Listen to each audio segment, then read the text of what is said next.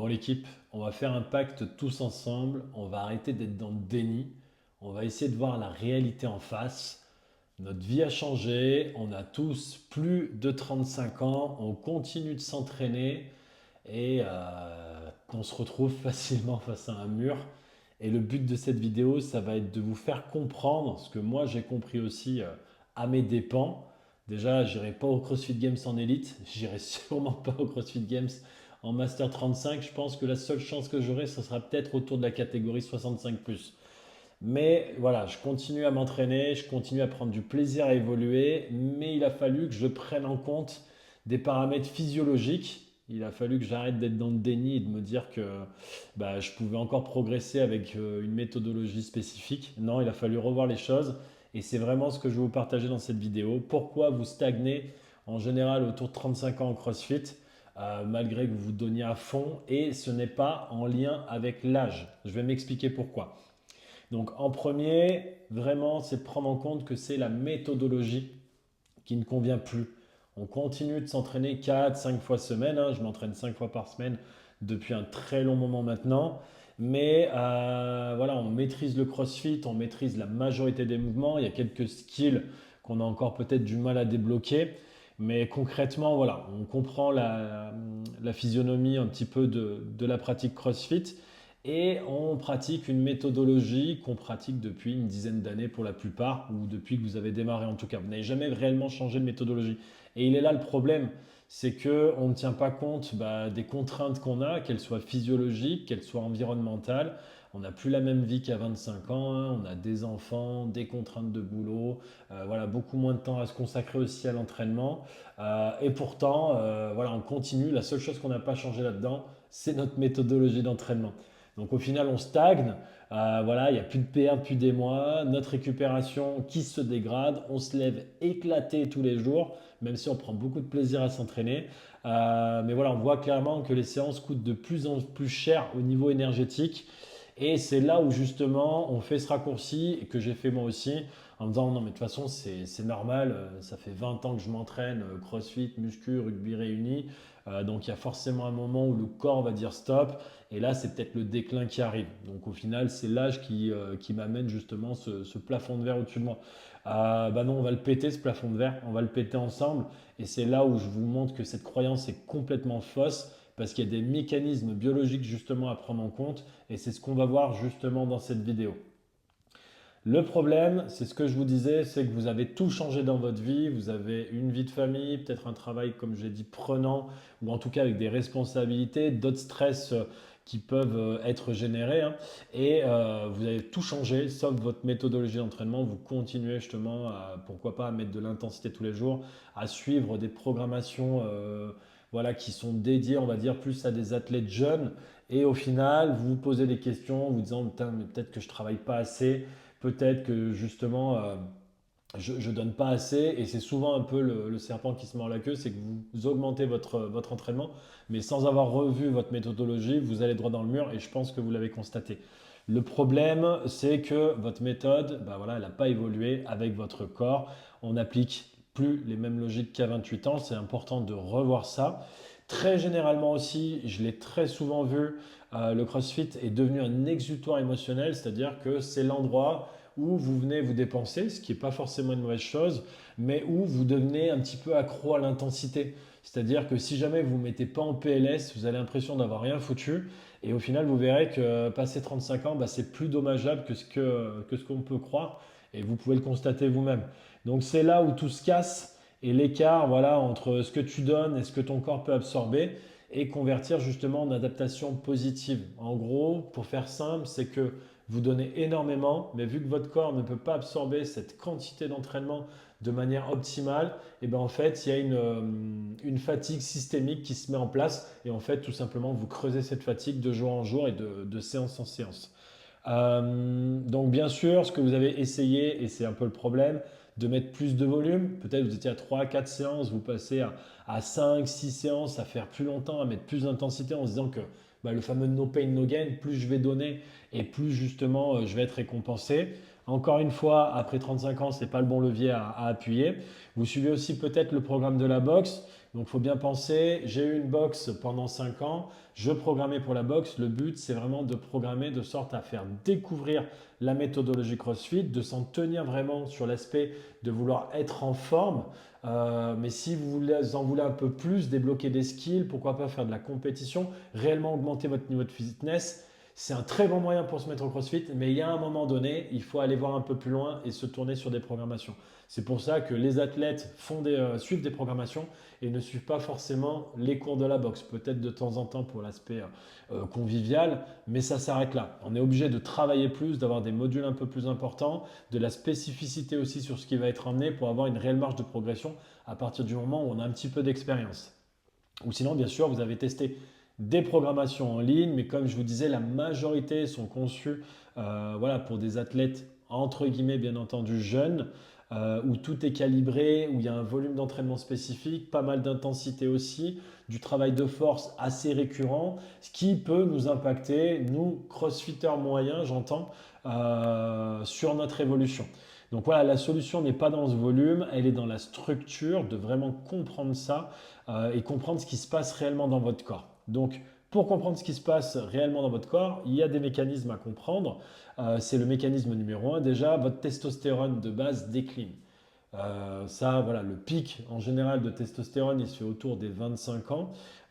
Mais sachez que voilà, à partir de 35 ans, on a une baisse de 1 à 2% de testostérone. Euh, donc, ce n'est pas forcément dramatique sur le court terme, mais sur le long terme, voilà, on peut voir qu'on a facilement moins 10%. Et pour les personnes les moins actives, et ce n'est pas votre cas heureusement, ça peut même aller jusqu'à moins 20%.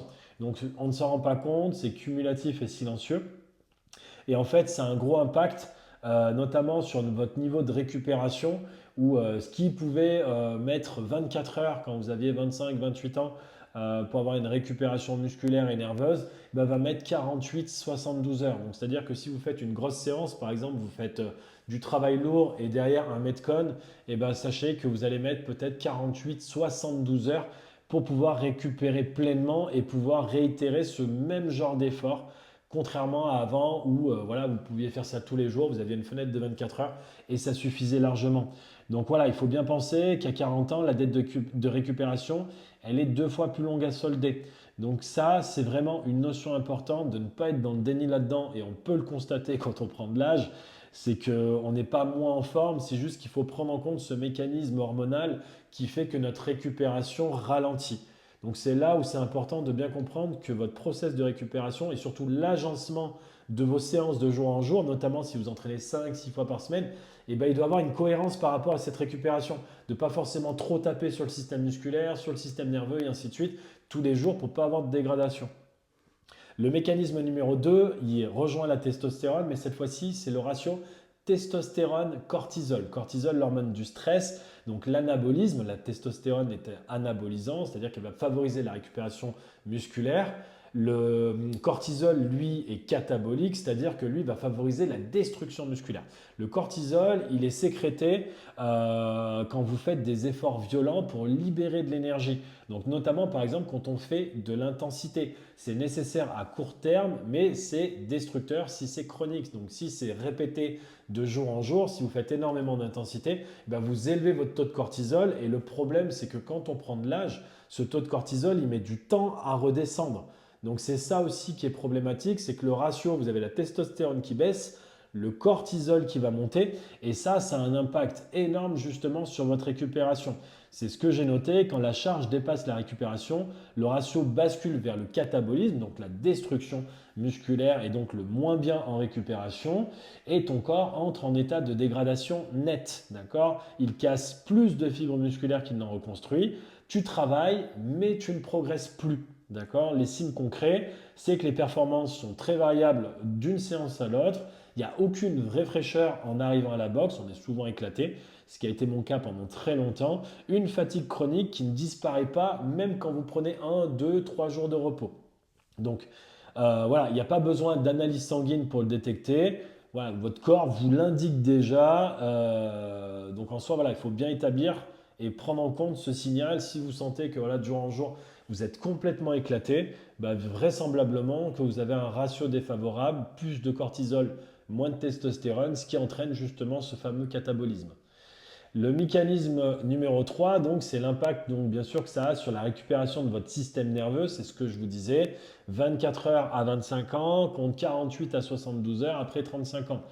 Bien prendre en compte voilà, que cette fatigue, elle est neuromusculaire, donc votre système nerveux central, il est autant sollicité que les fibres. Ça ne se voit pas au niveau de votre physique, mais ça se voit justement au niveau de votre état psychique, de récupération, de fatigue systémique qu'on peut avoir.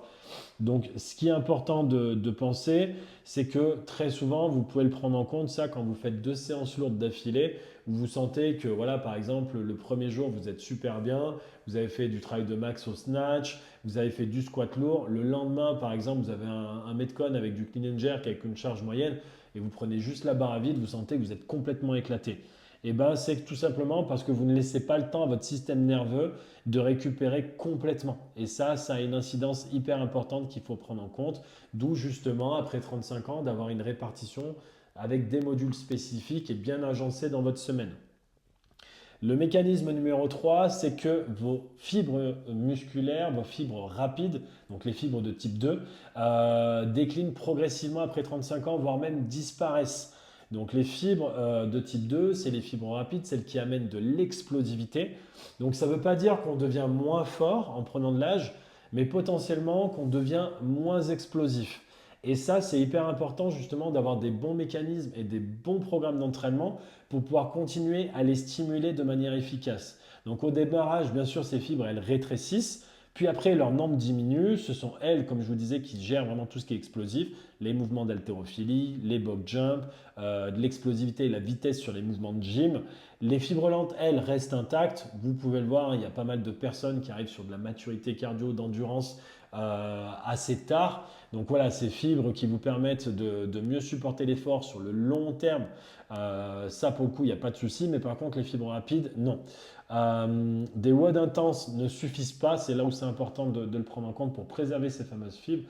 Elles ont besoin d'un travail de force structuré avec une charge contrôlée et du tempo. Donc faire que de la force, c'est pas forcément le meilleur, mais faire par exemple mettre en place des séances de renforcement musculaire, des blocs dédiés avec du travail de tempo, de contrôle de charge, d'avoir du temps sous tension long, ça permet de stimuler. Donc ça, c'est pas forcément, si vous voulez, c'est pas forcément, et c'est ce que je reproche souvent sur certaines programmations, c'est que vous avez beaucoup de travail de force, d'haltérophilie, mais très peu de blocs justement où on va mettre des modèles de travail d'hypertrophie spécifiques. Parce qu'on peut inverser un peu la tendance ou contrer ça notamment. Je vous mets l'exemple juste ici, hein, c'est que les fibres de petite 2 conservées avec ce genre de méthode, donc c'est-à-dire vraiment avec du travail de renforcement musculaire fait de manière récurrente, limite quotidien, ben, un athlète de 25 ans, lui, il conserve ses fibres à 88%. Une personne de 40 ans qui n'a pas de module de travail d'hypertrophie de force structurée, lui, ça descend à 52%. Et cette même personne, si elle a un travail de force et de renfort structuré, on est à 84%. Donc on perd 4% de fibres rapides comparé à ce qu'on avait à 25, donc quasiment rien.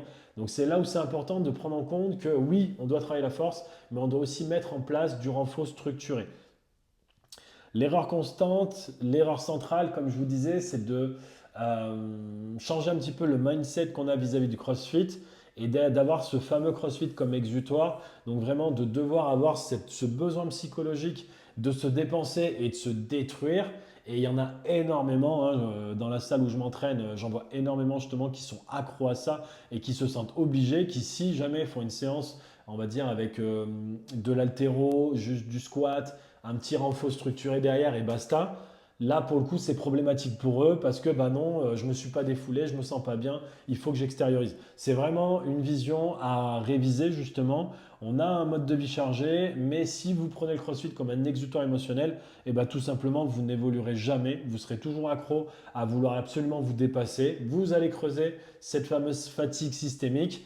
Et l'un dans l'autre, vous allez passer des mois, voire même des années, à conserver le même niveau, voire même à régresser et au pire même vous blesser. Donc ça, c'est hyper important aussi de comprendre. Il faut s'entraîner intelligemment, il faut être un peu plus pragmatique justement sur votre entraînement après 35 ans pour intégrer tout dans l'équation. Bien entendu, vous pouvez continuer à faire de l'intensité, Mais dans la programmation que je mets en place, par exemple, on en fait 2 fois par semaine. On en fait le mardi et le samedi avec des systèmes différents. Le mardi, c'est une vraie intensité test Metcon comme vous pouvez faire dans des qualifieurs ou en compétition ou même sur des WOD que vous avez dans votre salle affiliée. Ou le samedi, on va avoir un travail un peu plus fatigue musculaire sur un premier bloc et un gros travail aérobie comme du travail sur machine derrière. Au moins, on travaille vraiment toutes les filières et ça nous permet justement non seulement de progresser, de relancer la progression et en même temps justement d'avoir aussi cette petite exutoire et cette dépense qui nous fait du bien. Donc voilà, pensez bien, c'est pas votre discipline qui est le problème, c'est vraiment la lucidité que vous avez vis-à-vis de votre programmation d'entraînement. Donc ce qui doit changer, concrètement, 3 choses. Le volume, c'est plus le levier principal. Il ne faut pas trop en faire, il faut juste mieux faire. Donc comme je vous disais, moi je continue de m'entraîner 5 fois par semaine, de suivre donc une méthodologie concrète et de vraiment agencer des modules d'entraînement chaque jour qui me permettent d'arriver frais à chaque séance. Donc de prendre du plaisir parce que je ne suis pas éclaté, de pouvoir mettre de l'intensité quand c'est demandé et de pouvoir travailler efficacement quand on me le demande, quand il y a besoin de concentration ou vraiment d'un travail très technique. La récupération, elle fait partie de votre séance. Déjà en amont sur votre échauffement, de bien préparer votre séance pour pouvoir justement avoir moins de fatigue musculaire et une meilleure réponse, d'avoir cette réponse positive à votre entraînement, de bien prendre en compte, de faire des jours off, par exemple le dimanche, de prendre en compte aussi votre sommeil qui a un impact significatif aussi bien sûr sur votre récupération. Donc ça, c'est des variables d'entraînement où vous devez être sensibilisé. Pour le sommeil, j'étais un très mauvais élève. J'ai mis ça en place depuis quelques années et j'ai du mal encore à rattraper cette dette de sommeil. Mais c'est très important justement de voir où vous en êtes, d'essayer de vous coucher à des horaires réguliers, d'avoir à minima 7 heures de sommeil avec quand même une certaine qualité, notamment de sommeil profond parce que c'est lui qui génère l'hormone de croissance qui vous permet de récupérer un peu plus rapidement. Donc tout ça, voilà, maintenant, c'est plus des options, c'est des faits concrets pour que vous puissiez continuer d'évoluer. Bien entendu, le travail de force structuré avec des bons modules, que ce soit travail de force pur ou du travail de renforcement musculaire. Donc pensez bien, vous n'êtes pas voilà, bloqué, ce n'est pas un plafond, c'est un signal, cette stagnation, il faut l'écouter et avoir cette remise en question de se dire, c'est pas une fatalité, mais je vais chercher à améliorer les choses en comprenant ma physiologie. C'est ce que je vous ai expliqué et j'espère que ça vous aide en tout cas. Mais vraiment, voilà, prendre en compte qu'avec le niveau d'expérience que vous avez, si vous êtes bien guidé, eh ben, vous allez vous remettre à progresser. Là, je n'ai en aucun cas une fatalité. Le tout étant de revoir sa méthodologie, de relancer les choses. Vous allez reprendre du plaisir, vous allez être plus frais, votre système nerveux sera régénéré. Vous n'êtes pas en PLS à chaque séance. Et ça, c'est vraiment gage de plaisir long terme parce qu'on ne va pas se le cacher. Le plaisir, on le prend en se sentant évoluer. Je connais absolument personne qui prend du plaisir tous les jours à s'entraîner et qui depuis 1 an, 2 ans a exactement le même niveau. On subit cet entraînement, on n'y prend aucun plaisir que quand on voit qu'on rebat des PR, quand on voit qu'on arrive à élever notre niveau en cardio, qu'on arrive à être plus à l'aise sur des compétitions, qu'on arrive même à atteindre des niveaux de compétition qu'on n'aurait pas estimé quelques mois auparavant. C'est là où on prend du plaisir et c'est là justement où on relance la machine et c'est vraiment le but d'avoir cette programmation spécifique. Donc, vous n'avez pas arrêté de progresser parce que vous avez vieilli, vous avez arrêté parce que votre méthode n'a pas évolué avec vous, d'où le fait de la revoir. C'est pour ça exactement que j'ai lancé donc, le Master Fitness Project, qui est une programmation dédiée spécifiquement aux personnes, aux pratiquants de CrossFit de plus de 35 ans. Le but, ça a été pour moi de prendre en compte mon cas personnel. J'ai 37 ans aujourd'hui, j'ai revu ma méthodologie d'entraînement, j'ai été en surentraînement justement en suivant des programmations classiques, on va dire. Je n'arrivais pas à gérer le volume. Comme je l'ai dit, moi je suis un crossfitter moyen, je ne suis pas un athlète élite. Donc le but, ça a été aussi de revoir les choses et de continuer à prendre du plaisir justement en ayant une belle progression. Et c'est ce que je vais vous partager dans cette programmation. On a une structure hebdomadaire complète sur 5 séances qui nous permet, comme je vous l'ai dit, via l'agencement, de jour en jour, justement, d'être frais. Et c'est très agréable quand vous arrivez le mercredi, où l'habitude, c'est votre 3e séance de la semaine, par exemple, et vous êtes complètement éclaté, le système nerveux à plat, la barre est lourde, vous avez limite pas envie de vous entraîner, que là, vous arrivez, vous êtes frais, il y a du travail spécifique, il y a du travail d'endurance. Voilà, on travaille vraiment exactement tous les mêmes points que sur une autre programmation, mais on a revu l'agencement de sorte à ce que ça puisse convenir à notre rythme de vie, à notre stress ambiant et tout simplement relancer notre progression. Donc le but a été vraiment d'amener une accessibilité, c'est-à-dire qu'on s'adresse autant aux pratiquants qui a juste envie de progresser, à l'athlète qui a envie de se qualifier pour des compétitions. On propose des progressions, c'est-à-dire que si par exemple vous n'arrivez pas à passer certains mouvements comme les skill gym, je pense au handstand walk, je pense même au chest to bar, au ring muscle up, eh bien vous avez une proposition de progression qui va être par bloc. Vous avez le bloc 1, bloc 2, bloc 3 et ainsi de suite. Donc vraiment de valider à chaque fois chacun des blocs. Et vous verrez qu'en passant tous les blocs, vous débloquerez donc facilement ce skill gym. Donc vous avez le lien, si jamais vous souhaitez découvrir cette programmation, vous avez le lien juste dans la description. On vous propose 7 jours vraiment offerts, c'est 100% gratuit, ça vous permet de tester sur une semaine toute la programmation, de voir si ça vous convient. Il y a un accès aussi à un groupe WhatsApp où on cherche à converser, à échanger et à faire vivre aussi la communauté, de pouvoir vous aider, vous aiguiller et vous permettre, comme je vous le disais, d'avoir vraiment une méthodologie, une programmation qui est adaptée à vous et qui vous permettent d'enlever cette frustration de se donner à 200% et de ne pas avoir de résultat, de casser ce plafond de verre et enfin de reprendre du plaisir à se voir évoluer et pourquoi pas à atteindre des niveaux inespérés. Voilà, c'est tout pour moi sur cette vidéo. J'espère qu'elle vous aura appris pas mal de choses, qu'elle vous aura plu. N'hésitez pas, bien entendu, à vous abonner à la chaîne. Il y aura plein d'autres vidéos qui suivent. Le but est de vous partager un maximum de cette aventure et je vous dis à très vite.